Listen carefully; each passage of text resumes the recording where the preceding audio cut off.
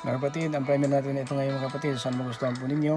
Sana wala kayong magsawa sa ating mga pinopost sa ating video sa ating YouTube channel. Ito sa salita ng Diyos. Sana mga kapatid ay huwag tayong makalimot na ang salita ng Diyos ay napakalaga po sa atin.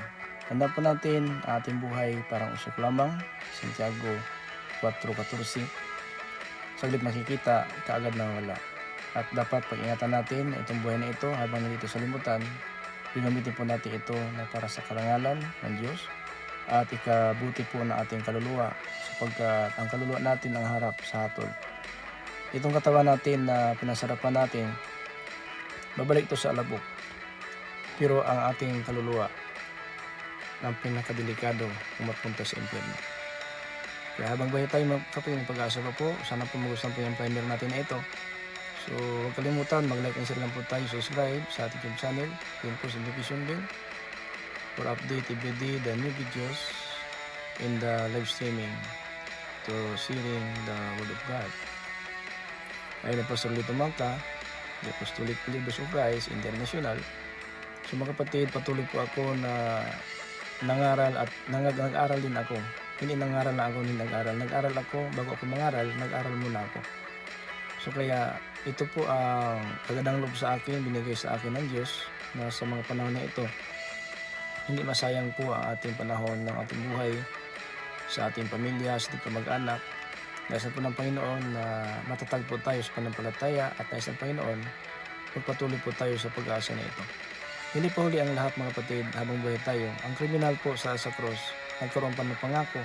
Kaya isang basyan lang po mga kapatid, habang hininga pa tayo, may pag-asa pa. Tumalikuran tayo sa ating mga masamang pamumuhay.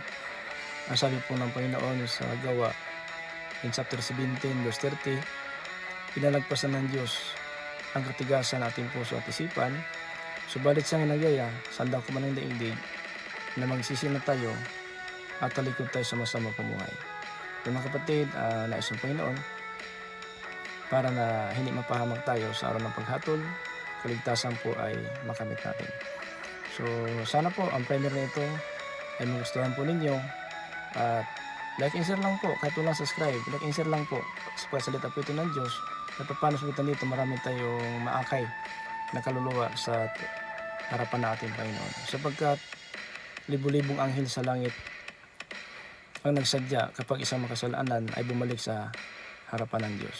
Yung pinakasulat sa Lucas 15, versikulo 7. Kaya mga kapatid, mag-ingat po tayo sa panahon natin ngayon na ang kalooban ng Diyos sana ang magawa natin, hindi ating sariling kalooban ating gagawin. Kalooban ng Diyos ang malaga. So tara na, samahan po ko ninyo sa primer na ito na may kasama ang salita ng Diyos. In the bless us all. Amen.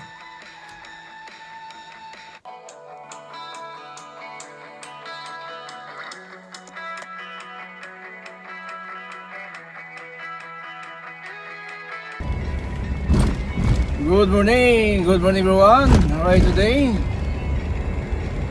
God be the glory, because His mercy is great forever. I am Pastor Lito Mangka, the Apostolic Believers of Christ International. I would like to greet everyone, all my brother and sister, all my friends, viewers and listeners, my YouTube channel. For today, God bless us all. Amen.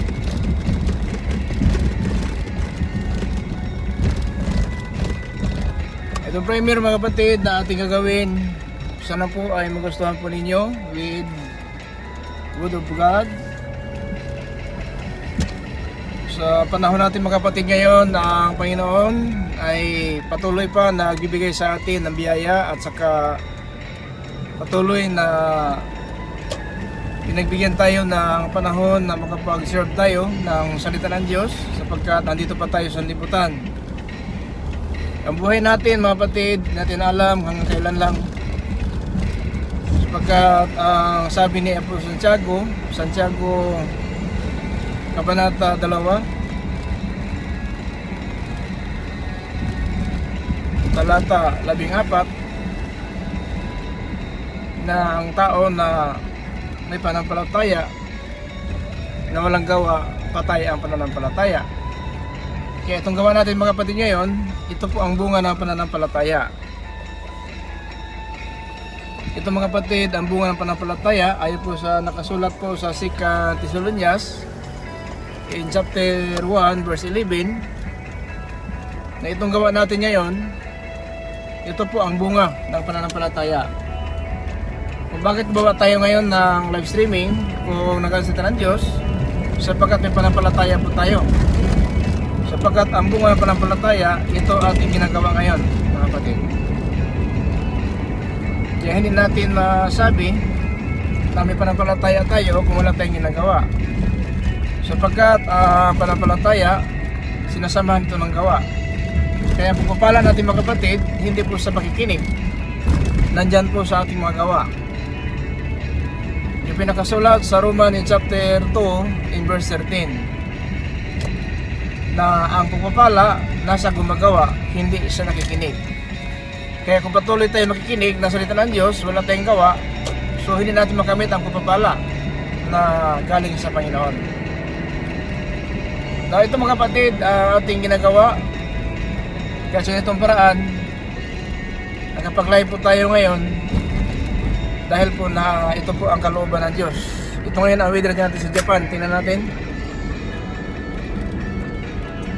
Yan po ang weather natin dito sa Japan mga kapatid. Yan, kita-kita po natin ang weather. Ito po ngayon, ang umaga is 4:58 in the morning. At yan mga kapatid, makikita po natin ang weather natin ngayon mga kapatid. Yan po, nakikita po natin yan, ang ating weather ngayon.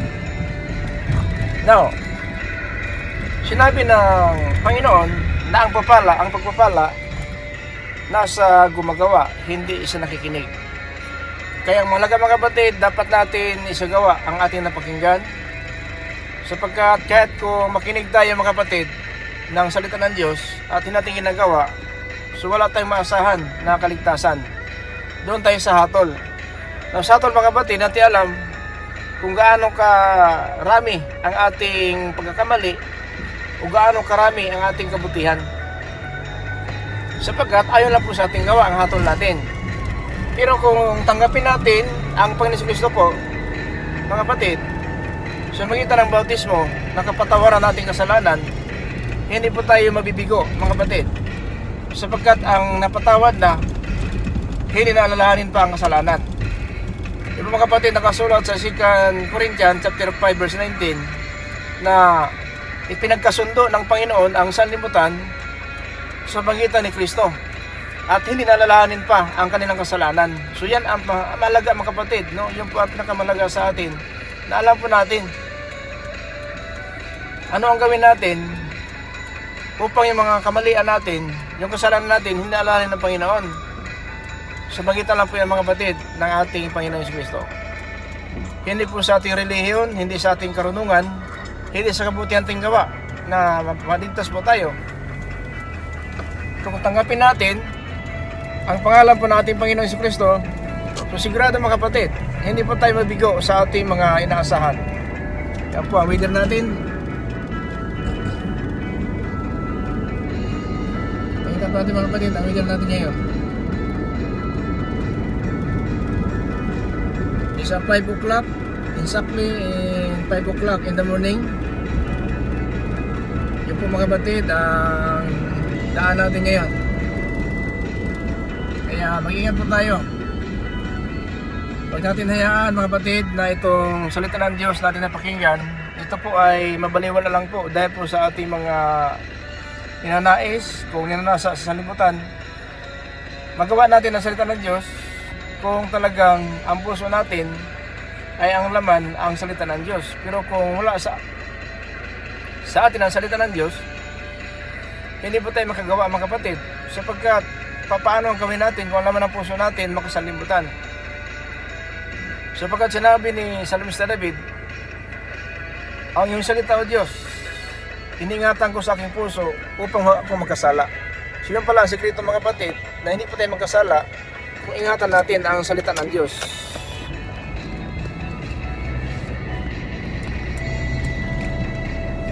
Pag ingatan natin ang salita ng Diyos, hindi pa tayo magkasala sapagkat ang salita ay nagtuturo sa atin. Ang salita ng Diyos nagtuturo sa atin sa tamang pamumuhay kung paano tayo maging matatag po sa ating pananampalataya, paano po tayo na magpatuloy sa pag-asa na ito. Na maraming umaasa ng kaligtasan pero pamumuhay ayon pa rin sa sanlibutan. Kaya sabi ng Apostol Pablo, hubarin natin ang dating pagkatao. 4:22 yan po sa Episo. Hubarin natin ang dating pagkatao. So dapat hubarin talaga.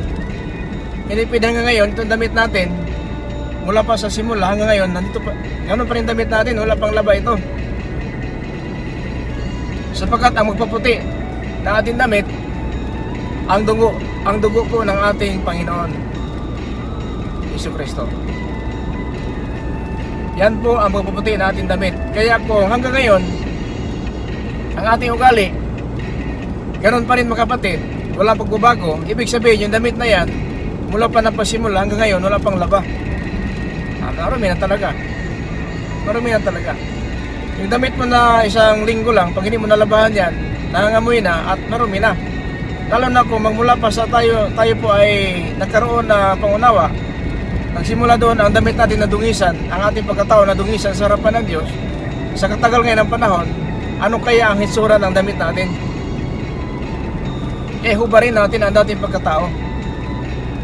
Kapag hubarin na po natin yan, isuot natin si Kristo. Tama ang Galacia sa Kabanata 3, Talata 27. Hindi ba inyo alam na tayong lahat ng bautismuhan ng Kristo Jesus ay suot natin si Kristo? Kapag hinubad mo na yung damit mo dito sa ano lang natin idaan natin sa isang halimbawa. Kapag naghubad ka ng damit, ano bang gawin mo? Palagi ka nang hubad? Hindi pwede. Kailangan magsuot ka rin ng bago. Kaya tama si Apostol Pablo sa Galacia 3:27, hindi ba niyo alam na tayo nabautismuhan ng Kristo Jesus, suot natin si Kristo? Yan ang tama, isuot natin si Kristo. Paghubarin na natin pagkatao, isuot si Kristo sa bautismo pala. Kaya pala tama ang sabi ni Apostol Pedro sa Acts 38, repent, and every one of you baptized in the name of Jesus Christ for the remission of sin, and you shall receive the gift of the Holy Ghost. So yan mga kapatid, ang sinabi ni Apostol Pedro. Kaya, ang nagpapatawad sa atin, hindi relihiyon, hindi ang ating karunungan, hindi kay sabi na pastor tayo, may panampalataya pa tayo, pero ang ating dating pagkatao, ganoon pa rin ang ating ugali, walang pagbabago. Kailangan ipakita natin sa Diyos kung talaga nagbago na tayo, talaga ba ay totoo tayong Christian. Nakumautismado na tayo sa pala ni Jesus, totoo talagang Christian tayo, pero dapat ingatan natin itong damit natin kahit malinis na, kasi ang diablo palagi na nagtatapon ng maruming pag-iisip, maruming pananalita at maruming masamang ugali. Mga kapatid, masamang ugali, masamang naramdaman, buot ng kapwa, yun po nagdungi sa ating pagka-Christian. Kaya sabi ni Apostol Juan, John chapter 2 verse 9, siya nagsasabi, naglalakad sa liwanag, ngunit napupot ang kanyang kapwa, naglalakad sa dilim. So kaya hindi pa siya mga kapatid, sabihin natin Christian, may liwanag tayo, Kristiyano tayo, nasa atin si Kristo, pero ang puot natin sa kapwa natin, nandyan pa rin. So hindi pwede mga kapatid, na ganun lang ating pagpatunay, sabihin natin tayo ay Christian, tayo may alam ng salita ng Diyos, ngunit iba ating ugali. Kaya si Apostol Santiago, sumulat mga kapatid, Santiago 1:27, ang reliyon na dalisay na walang dungi sa harapan ng Diyos Ama, ito matulungin sa mga ulila sa mga byuda na walang hanap buhay at nag-ingat ng damit, hindi mawawa ng sanlibutan. So yung po relihiyon, nakita ng Diyos na walang dungis, nag-ingat ng damit. Kasi ang damit natin, ito po ang madungis ang damit natin, itong ugali natin. Mga kapatid, Mateo 15, 19, 20. Ang sabi ng Panginoon, sapagkat nanggagaling sa puso ang pagmataas sa sarili, pagpatay, pangalunya, pakikiapit, pagsaksi ng kasinungalingan at paninirang puri. Anim po yan na nagpadungis ng tao sa harapan ng Diyos. Sa verse 20, ito ang nagpaparumi sa atin sa harapan ng Diyos. Kaya ang sabi ni Santiago, Apostol Santiago sa 27 kapitulo 1, na ang relihiyon na dalisay sa harapan ng Diyos Ama, itong nag-ingat ng damit na hindi mawawaan ng sanlibutan. So, spiritual pa yung mga kapatid yan, sapagkat yung damit na yan galing sa puso. Kaya tama ang sinabi ni Apostol Pedro in 1 Peter chapter 3 verse 3 up to 4, huwag idaan ang inyong kagandahan sa mga mataas na buhok o mahaling damit o pahiyas na ginto, kung hindi yung kalinisan na pagkatao galing sa puso. Ang sabi ng Apostol Pedro, huwag idaan ang iyong kagandahan sa mataas na buhok o sinalapid na buhok at saka mamahaling damit o mamahaling alahas kung ginto. Yung pagkataong galing sa puso na ito ang may katuwiran at kabutihan. Katuwiran at kabutihan. Mga kapatid, ang hanap ng Diyos. Kaya marami magsasabi ngayon na sa damit nila naging banal sila, sa buhok naging banal, mataas ang buhok banal na sila, damit nila banal na. Hindi po yan hinina ng Panginoon. At saka yung sabi na alahas para maganda tingnan sila, hindi din. Galing sa puso ang hanap ng Diyos, na itong kagandahan na galing sa puso. Kaya pag wala kang putang kapwa mo at nag-ingat ka sa laman ng iyong puso na hindi ka, mga kapatid, maging suwail sa harapan ng Diyos, yun po ang relihiyon, yun po ang tao nakita ng Diyos na dalisay. Kasi ang relihiyon hindi dalisay, relihiyon yan, tao yan. Ikaw na gumagawa, ikaw ang tinutukoy dyan na relihiyon na dalisay. Ibig sabihin, nagdala ka na relihiyon. So ikaw ang tinutukoy na iyong dinadala na relihiyon, yan ang hanap ng Diyos. Yan po ang nakita ng Diyos na karapat-dapat sa kanyang harapan.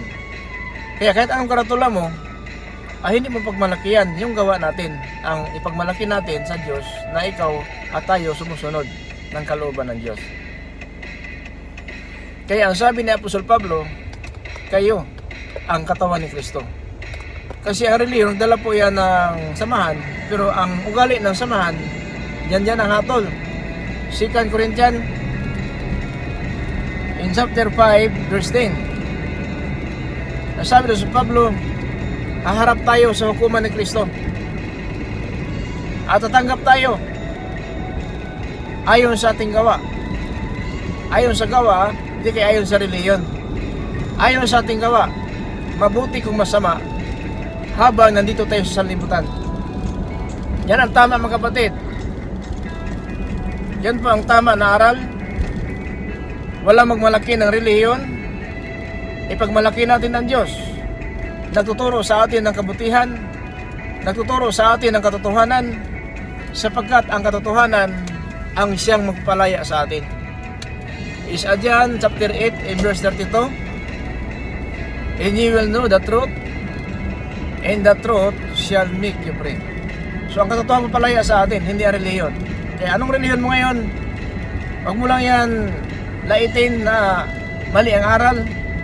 Hanapin mo lang ang totoo para mapalaya tayo sa relihiyon ngayon na sakupan natin, na nag-alipin sa atin ng doktrina, tradisyon, alituntunin man, kung ano man ang mga pinapagawa ng inyong mga pastor, pinapagawa ng inyong mga ninuno, mga pinuno ng iglesia, na minsan po hindi na po nabasa sa Biblia. Kaya sabi ni Apostol Pablo, para walang magmalaki, ayaw lang po siya nakasulat. 1 Corinthians in chapter 4 in verse 6. Para maiwasan natin ang pagtalo-talo o pagmamalaki sa sarili, yun ang kasulat lang po ang dapat natin ipangaral at dapat natin gawin. Pero kung may samahan kayo ngayon na sinasamahan na iba ang aral, hindi nakasulat sa Biblia, huwag na susunod. Pero hayaan ninyo ang reliyon ninyo. Huwag kayong susunod ng kanilang aral. Sabi ng Panginoon Kristo, mga kapatid, diyan po sa Mateo 23, versikulo 1 nga to sa 4. Ang lahat na upo sa upuan ni Moises na nangaral ng kautusan, gawin ninyo. Ngunit, huwag niyong tularan ang kanilang gawa, sapagkat ang pinapangaral nila sa inyo ay hindi nila ginagawa. So may nangaral pala, kung samahan natin sa reliyon, nagtuturo ng salita ng Diyos, pero ang kanilang pamumuhay, iba. So huwag mo tularan. Kahit pastor siya, kahit pari siya, kahit yung tagapagturo siya ng kautusan o salita ng Diyos, kung ang gawa niya ay iba na sa Biblia, huwag na kayo susunod. Kasi maliwanag sinabi na pa ni Kristo po sa Mateo 23, 1, ngadto sa 4. Lahat na upo sa upuan ni Moises sa sinagoga, sundin ninyo ang kanilang mga aral, pero huwag niyong gawin ang kanilang mga ginagawa, sapagkat hindi ginagawa nila ang kanilang mga tinuturo. So kaya mag-ingat po tayo. Kailangan alam mo ang ginawa mo ngayon, ito ba'y kalooban ng Diyos. Sapagkat mapahamak tayo mga kapatid. Lahat lumabag ng kautusan ang kasalanan, at ang mga kasalanan ay sa diablo. Yan pinakasulat mga kapatid sa 1 John chapter 3 in verse 4. Lahat ng gumagawa, mga kapatid, na lumabag sa kautusan ay nagkakasala. Sapagkat ang paglabag ng kautusan ang kasalanan. At sa verse 8, 1 John chapter 3 verse 8, lahat ng makasalanan sa diablo. Kaya mga kapatid, mag-ingat po tayo. Hindi ko pinagmalaki ang sarili ko. Hindi ko kinukutya ang reliyon ninyo o inyong pumuhay. Ang Diyos lang po ang nangkoreksyon sa ating buhay. So dapat lang, mga kapatid, bigyan natin ng pagkataon ang Diyos sa ating puso. Itanim natin ang salita ng Diyos sa ating puso, sapagkat ang sinabi ng Apostol Pablo, 2 Corinthians chapter 3 in verse 3, mismo ang Panginoon Kristo ang sumulat sa inyo mga kapatid. So bagitan namin, hindi nakasulat sa 2 tapyas na bato tulad ng panahon pa ni Moises, kundi ito ay nakaukit ang Espiritu ng Diyos, nakaukit sa inyong puso. O yan ang tama. Dapat ang salita ng Diyos, ang Espiritu ng Diyos ang makaukit sa puso natin. Hindi puot, hindi pagsinungaling, hindi paninira ng kapwa, at hindi pagpatay, pangalunya, pakikiapid, pagsaksi ng kasinungalingan, paninirang puri. Mga kapatid, Mateo 15, 19, 20. Sa verse 20, ito po ang nagpapahawa sa atin sa harapan ng Diyos. Ugali, mga kapatid, na sanlibutan. Tandaan po natin, at hindi nakakarumi ang kumain ng tao, hindi nahugas ng kamay. Ang nagpaparumi, mga kapatid, itong ugali natin, galing sa puso, ang pumatao sa sarili, pagpatay, pangalunya, pakikiapid, pagsaksi ng kasinungalingan, paninirang puri. Yan po ang nagpapahawa sa atin sa harapan ng Diyos. Pero kung kumain man tayo walang panghunaw, ay hindi makaparumihan sa ating katawan. Yan po sinabi ng Panginoon. Kaya mag-ingat po tayo. Hindi pa huli ang panahon pa ngayon mga kapatid, na mabalik tayo loob sa Panginoon. Kaya sinabi niya sa iglesia po, yan po sa Episo, sa pahayag in chapter 2 verse 1 up to 5, ang sabi ng Panginoon, nalalaman ko ang iyong gawa. Ikaw ay nagtitiis, naghihirap dahil po sa aking salita at sa aking pangalan. Subalit may sumbong ako sa iyo. Sa verse 4, na iniwan mo na ang iyong pag-ibig sa akin ng dati. So mawala pala ang pag-ibig natin sa Panginoon, mawala. Biblical po yan mga kapatid. Episo po, iglesia ng Diyos sa Episo. Yun ang nakita ng Diyos. Nang lamig ang pag-ibig na iglesia sa Episo. Ang sabi ng Panginoon, alalahan mo kung saan ka nahulog, magsisi ka. At gawin mo ang iyong ginagawa. Kung hindi man, paparihan ako. Mga kapatid, paparihan ako na para mangnanakaw at alisin ko ang deliryo nakalagay sa kanyang kinalagyan. Yun po ang buhay nating deliryo, yun po ang espiritu ng buhay na sa butas nating ilong. Ayon po sulat ni Job. Sa Job 27:3. At espiritu na yun mga kapatid, ilawan ng Panginoon. Habang buhay tayo may ilaw pa ating mata, may liwanag pa. At ang sulat din yan, Proverbs 20:27. Ang espiritu ng tao ang ilawan ng Panginoon na sumasiyasat sa ating kalubluban na ating bituka. Sapagkat habang buhay tayo, sumasiyasat talaga ang espiritu ng Diyos mga kapatid.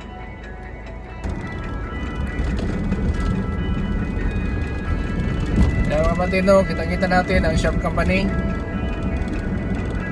Yun po, malaking kumpanya dito sa Bikin, Matsusaka, Japan. Ito po ang entrance nila. Entrance po ito. At ito po ang building na pang-apat na building. Napakalaki ito. Kahit na 100,000 katao mapasok sa kalaki ng ano nito. Sa laki ng kumpanya na ito. Ito po ang weather natin ngayon. Nakita na yung mga kapatid ang weather natin ngayon. So, umaga na ito. Kaya mga bahay po. Nakita natin muna ang lugar para mayroon naman.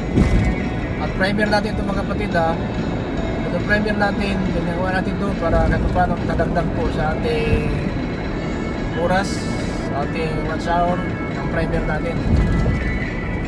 Pinapakita lang po natin ang lugar po na ating hinadaanan. Ito mga kapatid, may ilog po. Yan.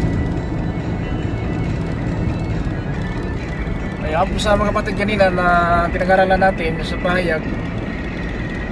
Sa pahayag mga kapatid, sa chapter 2 verse 1 up to 5 na iglesia po sa Episo. Nakita po ng Panginoon na ang pagkukulang. Yan po, iglesia ng Diyos yan Pero ngayon sa salimutan, marami nang angkin na iglesia ng Diyos. Pero ang ugali, ang pagtuturo ng Biblia, may kaibahan. Ito po ang Diyos nag-angkin iglesia sa Episo. Pero nawala ang pag-ibig. Kaya habang sa lupa tayo mga kapatid, wala makapagsabi, aligtas na kami pastor, kami ang tunay na reliyon. Huwag kayong maniwala dyan. Kahit iglesia sa Episo, iglesia ng Diyos inangkin ng Diyos, ang sabi niya kay Juan, isulat mo ito sa iglesia na Episo. Iglesia na Episo,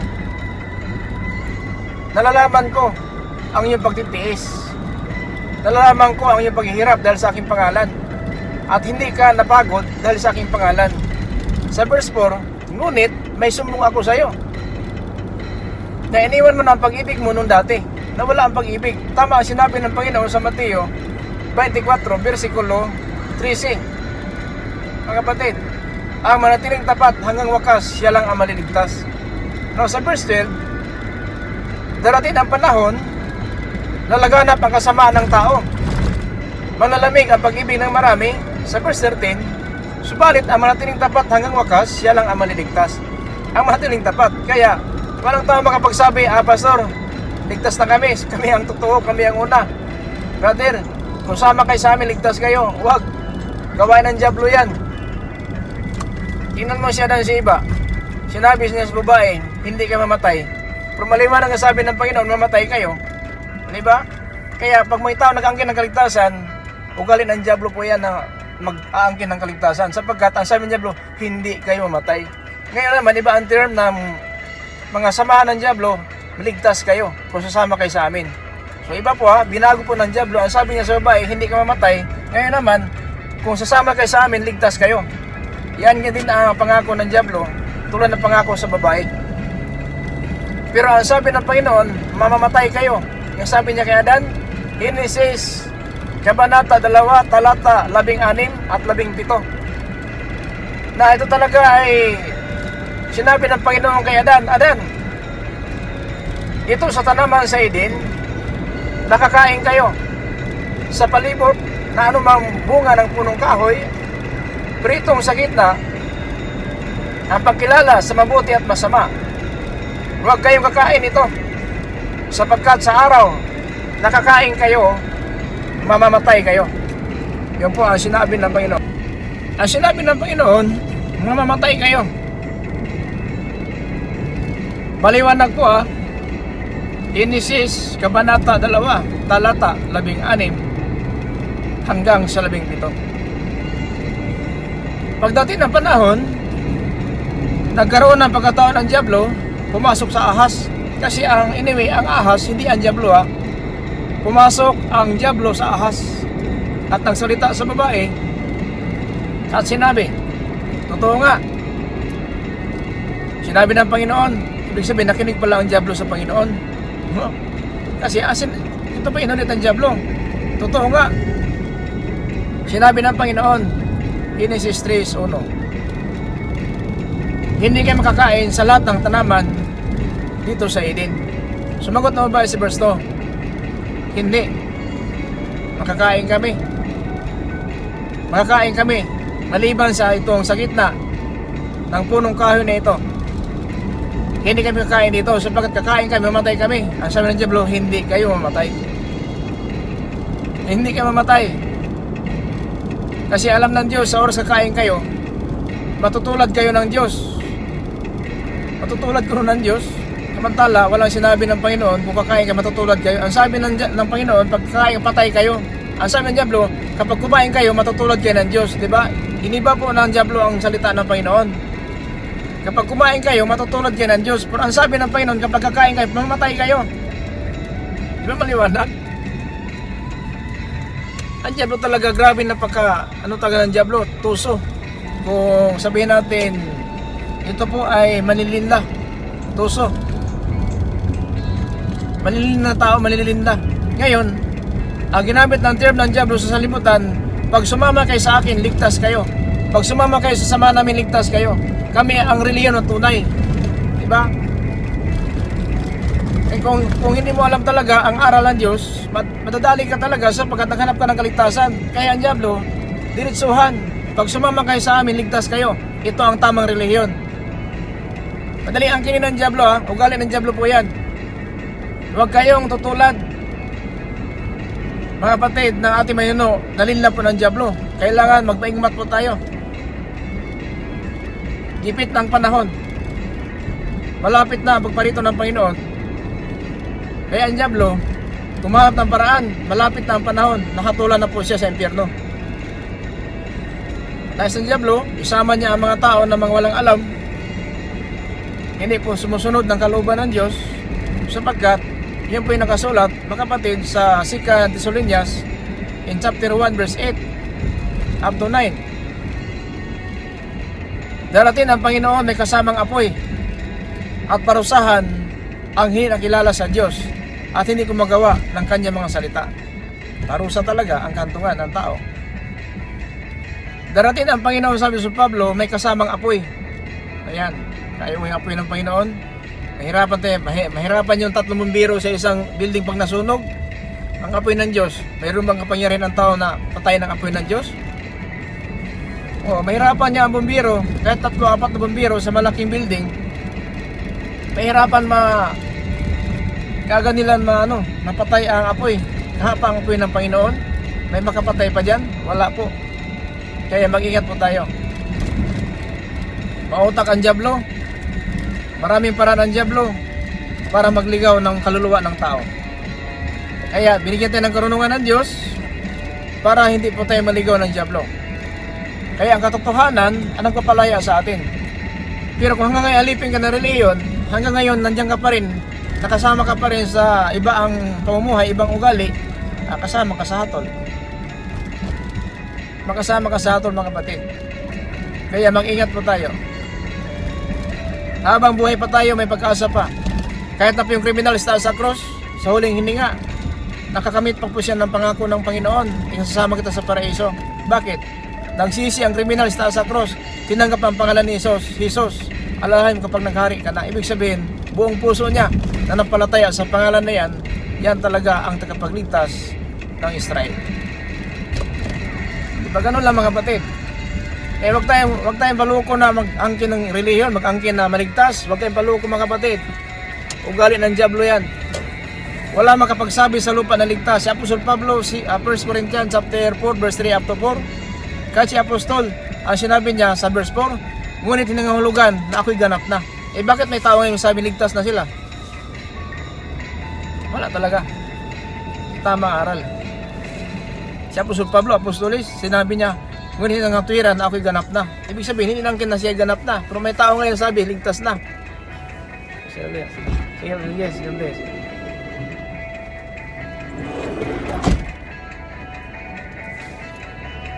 Yan mga kapatid, no? Ingat tayo. Tandaan po natin, ang puno ng kahoy na pinagbili ng Panginoon, huwag yung kakain. Yun yung ginagamit ng diablo, ang dahilan na matay tayo. Di ba? Napakautak ng diablo. Gaya-gaya lang po. Kung ang Biblia nagligtas sa atin, ang salita ng Diyos, Biblia rin ang ginagamit ng diablo para mapahamak tayo. Bakit? May bulaan propeta, bulaan apostol, bulaan pastor. O di ba? Gumagaya ang diablo sa Panginoon. Kung nagbigay ang Panginoon sa atin ng propeta, mga apostol at mga pastor, ganun ang diablo, gumagaya rin. Paano iligaw ang tao sa pagitan ng bulaan apostol at bulaan mga pastor. Ayan. Biblical pa yan ha. Hindi ako nanira sa inyo. Mateo 7:15, 16, 2 Corinthians in chapter 11 verse 4, 13 to 15. O yan, biblical pa yan mga kapatid. Hindi pa ako nanira sa inyong pananampalataya. Dapat na alam natin ang ating sinasamahan, ito ba ay sa Panginoon, ito ba ay sa diablo. Di ba sinabi ni Apostol Juan, 1 John chapter 4 verse 1, subukin ninyo ang bawat espiritu. Ito ba ay espiritu ng Panginoon, espiritu ng bulaang propeta? Paano mo subukin mo? Makinig ka. Diba? Pag nagluto ka, bago mo malasap ang lasa, tama, pag tinitikman mo. Diba sinasabi minsan na asawa mo, o tikman mo muna, bang, tikman mo kung tama na asin, tama na mitsin. Paano masabi tama kung hindi mo tikman? Kaya, ang sabi na Apostol, subukin ninyo ang bawat espiritu. Ito ba espiritu ng Panginoon, espiritu ng bulaang propeta? Paano subukin? Kaya nga tikman mo. Pakinggan mo ang aral. Pakinggan mo ang aral. Ito ba talaga ay may katotohanan, may basihan sa Biblia? Pero kung wala na sa Biblia, huwag na susunod. Kapahamakan na po yan. Dagdag na po yan mga kapatid. Kahapon po ating pinag-aralan, dagdag bawas. Hindi pwede talaga. Kaya ang sabi ng Pablo, ayon sa nasusulat, para walang magmalaki sa isa't isa sa atin. 1 Corinthians chapter 4 and verse 6. Ginawang halimbawa si Apostol Pablo, si Apolos. Ang ating gagawin ayon sa nakasulat para walang magmalaki ng bawat isa. Walang magmalaki ng bawat isa, ang bawat isa. O diba? Biblical po. Kaya kung nais natin na hindi tayo mapahamak, hindi pa tayo matulan ng Panginoon, kung gagawin man natin yung tinuturo, salagsikin muna. Subukin muna kung ito ba sa espiritu ng Diyos, espiritu ng diablo. Sapagkat ang espiritu ng bulaang propeta, sa diablo po yan. Pahayag 16 verse 13 to 14. Nakita ni Apostol Juan, lumabas sa bibig ng dragon, sa bibig ng halimaw, sa bibig ng bulaang propeta, ang espiritu na karumal-dumal, na palang-palaka, hayop. Sa verse 14, ito ang espiritu ng demonyo na nagpapaligaw ng buong sanlibutan. Ayan mga kapatid, biblical po ha, hindi po tayo nagsalita walang mabasa. Pahayag chapter 16 verse 13 to 14. Sa huling panahon, tapos na po ang gawain ng diablo sa lupa. Lumabas na po ang espiritu ng dragon sa baba, bunganga ng dragon, bunganga ng halimaw, bula ang propeta. Lumabas ang espiritu na parang palaka, karumal-dumal na espiritu na parang palaka. Sa verse 14, ito ang espiritu ng demonyo nagliligaw ng sanlibutan. Hindi ba? Mag-ingat tayo. Kasi panahon na ngayon mga kapatid, nais ng Panginoon talaga kaligtasan ating makamit, hindi po kaparusahan. Pero maparusahan talaga tayo kung umaasa tayo sa reliyon, umaasa po tayo sa pastor, kung pari ba, kung tagapagturo ng kautusan, kung sino ba siya marunong sa Biblia, hindi mo natin alam ating ginagawa kung ito ba'y basihan ba sa Biblia? Sapagkat ayon sa nakasulat, ang sabi ng Pablo, para wala daw magmataas. 1 Corinthians chapter 4 verse 6. Ginawa kong halimbawa ang aking sarili at kay Apolos na huwag gagawa na higit sa nasusulat. Huwag gagawa sa higit na susulat upang huwag mataas at huwag magmalaki ang isa't isa. Diba? Tama lang. Kaya kung tinuro ni Pastor, huwag mo nang gawin yun kung walang mabasa. Kaya saliksikin ang kasulatan ng sinabi ni Isaias 34:16. Saliksikin ang kasulatan, basahin, di ba? Hindi sinasabi, makinig lang ng kautusan, saliksikin at basahin ang sabi ng Panginoon sa Isaias 34:16. Di ba tama? Hindi sinasabi, makinig lang kayo.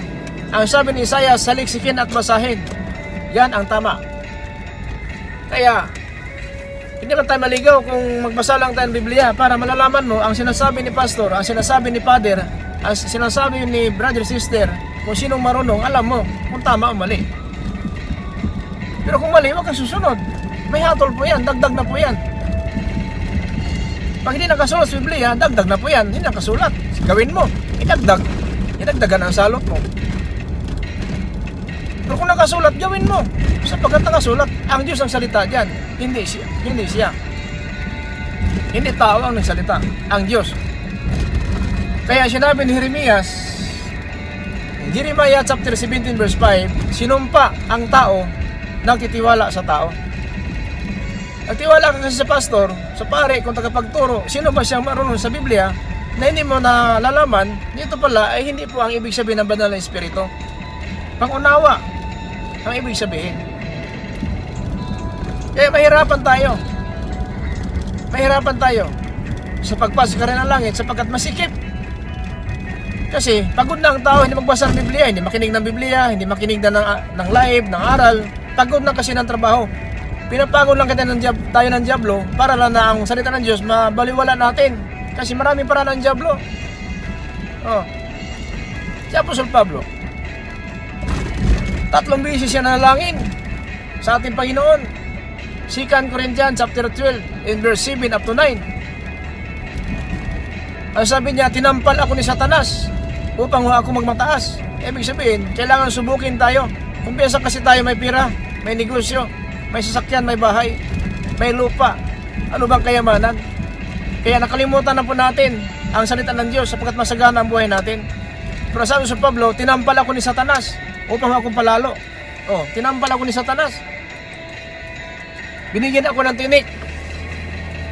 3 beses ako nanalangin sa Panginoon. Ang sabi ni Apostol Pablo, naalisin ang tinik na ito. Subalit sinabi ng Panginoon sa verse 9, hindi. 2 Corinthians chapter 12 verse 9, hindi. Dapat manatili ang tinik na yan upang maging sakdal ang aking kapangyarihan. Kaya habang buhay tayo sa lupa na ito, may tinik, pagsubok, kapighatian, masakit panalita na yung asawa, masakit na panalita na yung anak, masakit na panalita na yung kapwa, masakit panalita yung mga kamag-anak. Yun po mga kapatid ang tinik. Napakinggan natin, pero hindi pwede na tayo talaga gaganti. Sabagat si Apostol Pablo sabi din, daigin ang masama sa pagitan ng mabuti. Kaya tinik nga natin, masama nang ginawa sa'yo, mabuti pa rin ang inyong ginaganti. Yan ang tinik. Roma chapter 12 in verse 20-21. Kung nagutom yung kaaway, pakainin mo. Kung nauho yung kaaway, painumin mo. Daigin ang masama sa pagitan ng mabuti. Huwag padaig ng masama sa pagitan ng masama. Daigin ang masama sa pagitan ng mabuti. Yan ang tinik natin. Kaaway mo na. Kaaway mo na. Mahalin mo pa. Kapatid.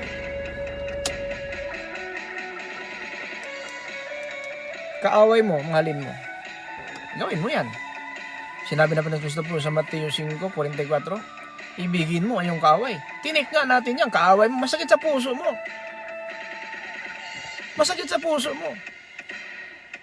Kaaway mo, iniibig mo. Pero dahil salita ng Diyos, tinik natin yan para mahayag ang kapangyarihan ng Diyos sa ating puso. Kaaway mo, mahalin mo, idalangin nyo ang nalait sa inyo. Masakit sa puso mo nga, pero gawin mo lang. Salita ng Diyos yan. Gawin mo, kapatid. Huwag mo hayaan dahil sa iyong puot, matapon tayo sa impyerno. Mga kapatid. Kaya sinabi ng Panginoon sa Mateo 5:29-30, kung ang mata mo ang sanhi ng ipagkakasala, lukitin mo. Oh, bakit? Kailangan bulagan mo ang mata mo. Kung may makita ka mga bagay na kakaaliw sa'yo, at yung sanhi na pinagnanasaan na po natin, lukitin mo. Lukitin mo talaga. Kung walang salita ng Diyos, paano lukitin mo yan? Di nakatitig ka pa rin. Magandang babae. Oh, may asawa ka. Bakit tumitig sa magandang babae? Mateo 5:28. Nakatingin ka lang sa magandang babae. Nagkaroon ka ng pagnanasa sa iyong puso, nagkasala ka ng pangalan niya. Tumitig ka lang, ha? Kaya ang sabi ng Panginoon sa Bedinebi, kung ang kanan mata mo, ang sanhin na pagkasala, lukitin mo. No. Lukitin mo. Mabuti pang pumasok ka sa kanang langit na isa na lang ang mata. Kaya may dalawang mata ka, itapong ka sa impyerno. Sa 30, kung ang kamay mo, ang kanan kamay mo o kaliwa man, sanhin na pagkasala, putulin mo. Alam mo bawal magnakaw, bakit magnakaw ka? Alam mo bawal pumatay, bakit pumatay ka? Alam mo na bawal mamugbog ng kapwa mo, bakit mamugbog ka? Oh, di ba ganun lang ang gawa ng kamay? Alam mo bawal maglasing, bakit naglasing ka? Bakit yung baso? Hindi mo ba hinawakan yan? Kasama din yun. Huwag maglasing. Bakit naglasing ka? Iputulin mo ang paglasing. Huwag mo yung gawin na maglasing ka.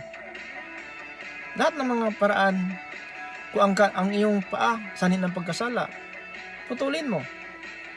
Alam mo, Christian ka, bakit ka diskuhan ka pupunta? Alam mo, Christian ka, bakit doon ka sa sugalan? Alam mo na Christian ka, bakit doon ka sa mga pista-pista? Bawal yung pista-pista.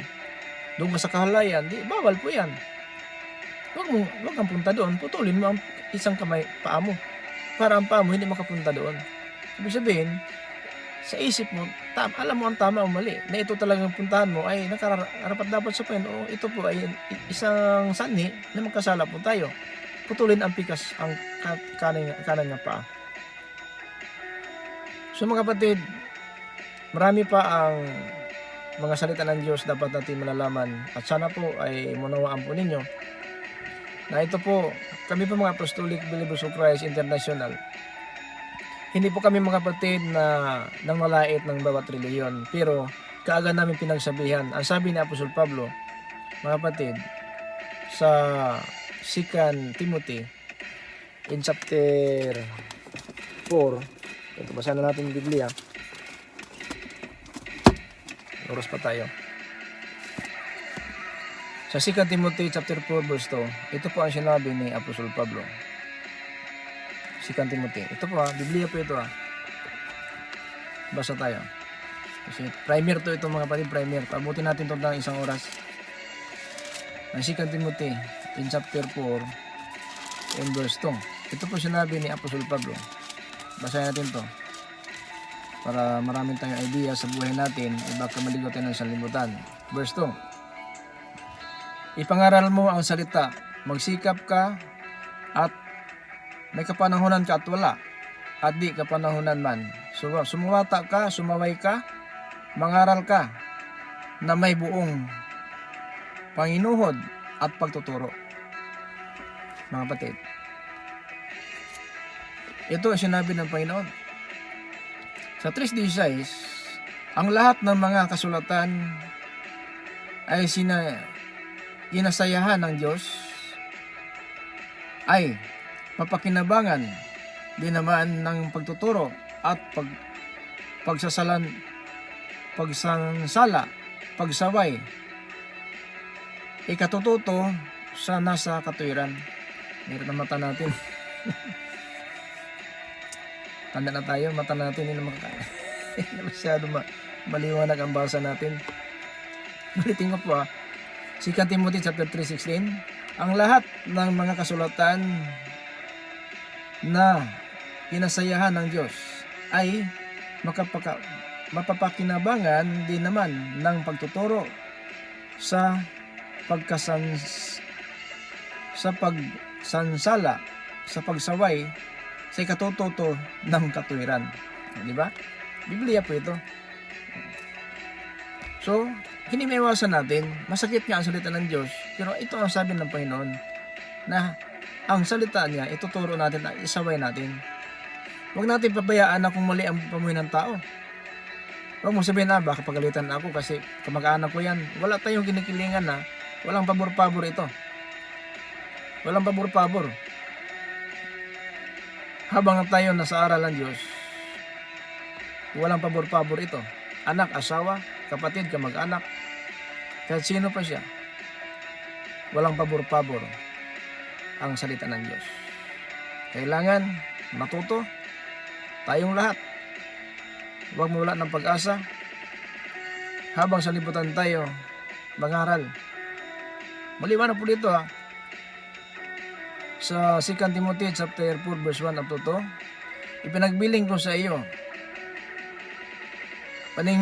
sa paningin ng Diyos at kay Kristo Jesus na siyang hukom sa mga buhay at mga patay sa magitan ng kanyang mga pagpakita at sa kanyang kaharian.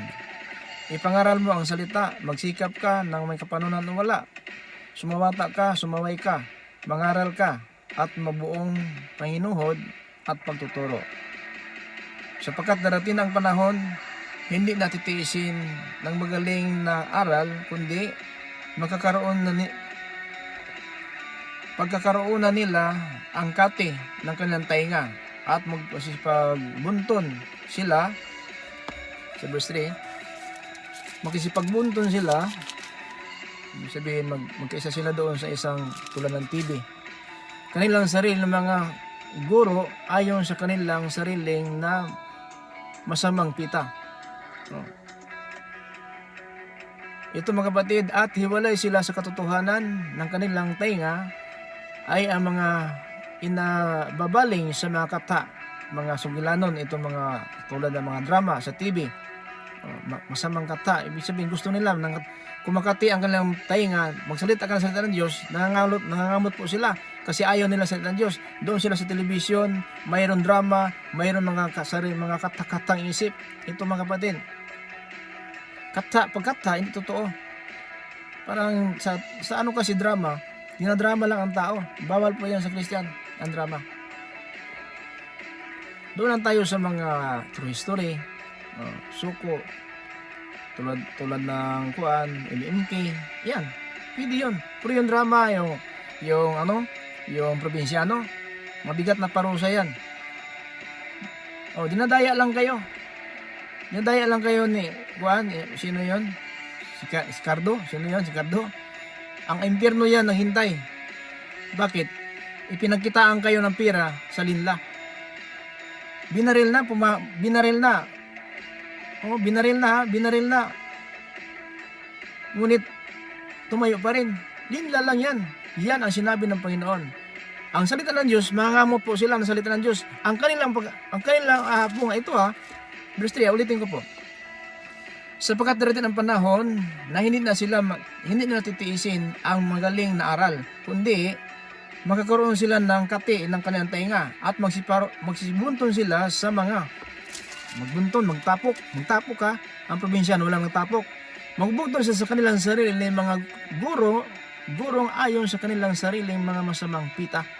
Magbugtong sila. Diba? Gusto mo magtingin ng probinsyano na kahit po yan, kung ano po lang yan, drama lang po yan. Ang parusa ng Diyos hindi nakakatulog sa mga tao na ito. Pero kung magbago kayo, hindi katuluyan ang parusa. Pero kung hanggang mamatay tayo sa libutan, probinsyano pa rin tinitigan natin ang impyerno na kahintay na. Baka sabihin, Pastor, sinisira mo sa probinsyano. Hindi ko sinisira. Aral lang po ito. Darating ang panahon, ang mga tao mangangamot ng tainga. At doon sila magbugtong sa sarili nilang pita. Bakit? Maganda ang probinsyano nga. Binaril na tumayo. Pero ang impyerno, hindi ka makatayo doon. hindi ka makatayo sa impyerno. Hindi ka makatulog doon. Ang tao tatalikod sa aral na magandang aral at mangamot ng tainga. Ito mangamot silang tainga, kati ng tainga at magsiparoon sila sa bunton na sama-sama nilang pita. At makikinig sila, sa gurong ayon sa kanilang sariling masamang pita. Makinig sila. Alam niyo yung drama yun. Doon kayo makinig sa drama. Alam niyo drama yun. Pero kung suko yan, true story, pwede. Kasi true story yan, suko o MMK. Yan, sangayon ako dyan. Kasi true story yan. Nanood kaya ako ng suko, MMK. Kasi true story yan. Nakita tayo mga story, anong mga pangyari na kawawa naman, yung mga tao, ganun nangyari. Di ba? Pero yung Cardo, probinsyano, buhay pa tayo, apoy na po ang ating tinitirhan. Ito maliwanag ito. Magbuntong sila sa turo na mga sarili nilang masamang pita. Alas 8, nag-abang na sila. Pero mag-live pa alas 8 na salita ng Diyos. May nag-abang ba? Kung mayroon man, Christian yan. Pero kadalasan inabang ni si Cardo. Pero pagkamatay natin, hindi ka maligtas ni Cardo. Kahit si Cardo, hindi niya maligtas sa sarili niya sa impyerno. Malibang kung magbagong buhay siya, umiwas na po sa ganyang pumuhay. Pero kung magpatuloy siyang mamatay, naghanda na po ang apoy para sa tao. Manilin na po yan. Binaril na, tumayo, di ba nila yan? May asawa na, nakikisama. Lila yan. Huwag kapatid, huwag ubusin ang panahon. Dadalhin natin sa kamatayan ang parusa. May panahon pa kapatid. Ito po, dinaanan natin, naaral po itong atin. Pero kung ganun ang gawin ninyo, huwag kayong mag-alala. Nakahanda pa rin ang impyerno para sa inyo. Pero kung magbagong buhay tayo, hukasin at hubarin natin ang dating pagkatao. Dati tumitingin ka dyan, huwag na. Hubarin mo yan Hubarin mo ugalin na yan. Nag-abang ang Cardo na alas 8, dapat abangan mo ang salita ng Diyos para may papuntahan tayo. Diba pastor, nalait ka na, hindi pa lait to. Disiplina lang po para sa ating kabutihan. Bakit? Huwag tayong matakot. Hindi espiritu ng katalawan ang espiritu natin, espiritu ng kapangyarihan. 2 Timothy in chapter 1 verse 7. Hindi tayo binigyan ng espiritu ng katalawan, espiritu ng may kapangyarihan. Kaya, patayin man tayo sa ating aral, walang problema yon basta mabuhay tayo doon sa harapan ng Diyos. Kaysa mabuhay ka sa lupa, pero patay ka sa harapan ng Diyos. Tingnan mo ito. 1 Timothy chapter 5 verse 6. Sino ba ang buhay pa sa lupa, patay sa harapan ng Diyos? Itong mahilig sa kalayawan. Ano yung mga drama? Ano ba yung mga diskuhan, mga ano? Di ba kalayawan yan? Yung drama, di ba kalayawan mo din yan? Yan ang gusto mo? Drama po yan. Kaya tinawag nga drama, nagpa-drama ka pa rin. Di ba? Ito, 1 Timothy chapter 5 verse 6, pakinggan natin. Datapwat, ang mahilig sa kalayawan, kalabuyo o kalayawan, bagat man siya buhay, ngunit patay siya sa harapan ng Diyos. Kumakain pa ka nga, masaya ka nga, pero sa mata ng Diyos, patay na tayo. Mahilig sa kalayawan, makikikalabuyo, mahilig sa kalayawan, buhay pa man siya, patay na sa harapan ng Diyos. Yung iglesia ng Sardis, buhay pa sila, patay sa harapan ng Diyos. Ano nangyari? Hindi ginagawa ang salita ng Diyos, iglesia ng Sardis. Kapitulo 3, 1 nga to sa 3 sa Apokalipsis, kung payag. Ang anghel sa iglesia ng Sardis, isulat mo. Ang mga bagay nito sinasabi ng 7 espiritu ng Diyos na may hawak na 7 bituin. Nalalaman ko ang iyong gawa, na ikaw ay may pangalang, ikaw ay buhay, ang totoo ikaw ay patay. Iglesia ng Sardis, akala nila ikaw ay buhay, totoo ikaw ay patay. Verse 2, magpuyat ka at patibayin mo ang mga bagay na titira malapit na mamatay, sapagkat wala akong nakita na iyong gawa na sakdal sa harapan ng aking Diyos. Verse 3, alalahanin mo kung ano ang iyong napakinggan at gawin mo. Magsisi ka. Kung hindi ka magpupuyat, magpaparehan ako. Nagaya ng magnanakaw, hindi mo nalaman ang araw, oras na aking pagdating sa iyo. Ang kamatayan, hindi mo alam, mamaya wala na tayo. Hindi mo alam bukas, nandito pa tayo. Ito ang darating sa atin. Hindi mo nalaman. Walang isang nakakaalam. Sa Ecclesiastes, Kabanata 8, Talata 8. Walang kapangyarihan ng tao magpigil ng kanyang espiritu. Walang kapangyarihan ng tao sa araw ng kamatayan. Kaya mag-ingat tayo. Sana po magustuhan po ninyo ang ating primer. Ito po ang salita ng Diyos sa ating bawat isa. Maraming salamat po. Ito po yung lingkod, Pastor Tumaka, The Apostolic Believers of Christ International. Ang sabi sa bawat isa, the grace of Jesus Christ be with you. Amen.